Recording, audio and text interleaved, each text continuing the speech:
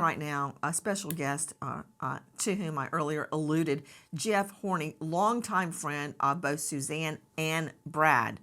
Brad Simpson, Suzanne Clark Simpson. Mr. Horney, thank you for being with us. Yes, thank you.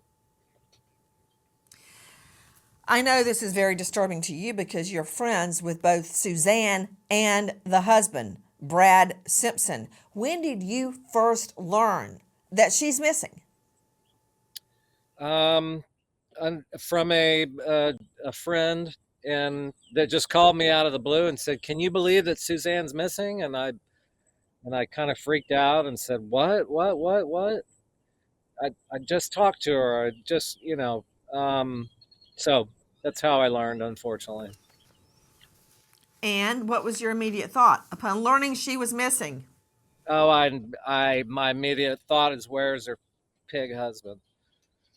Sorry. See, that was my immediate thought. Where Yeah. is her pig husband? I thought the same Matter of fact, thing.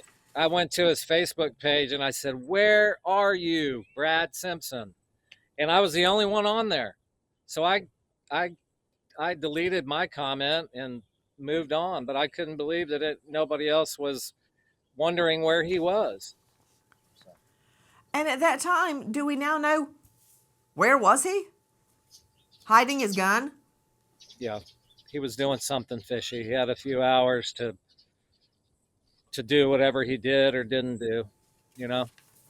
Okay, I've got a question. Could you backtrack for me, Mr. Horney? I want to Yes. hear how she ended up with him.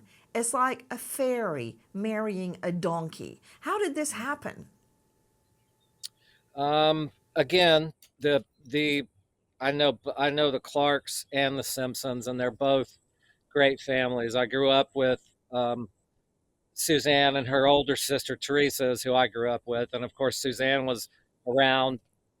The older we got, the more Suzanne was around, and then um, those they met in college at the University of Texas, and that's how I met Brad. Brad and I were fraternity brothers at UT, and I'd known him from San Antonio for a little bit, and but then we just we we just became friends, and after college we both moved back to San Antonio, and just that's how San Antonio it is. It's uh, a big small town, and everybody knows each other, and so there was a lot of really good folks affected in this terrible tragedy, and we want answers too.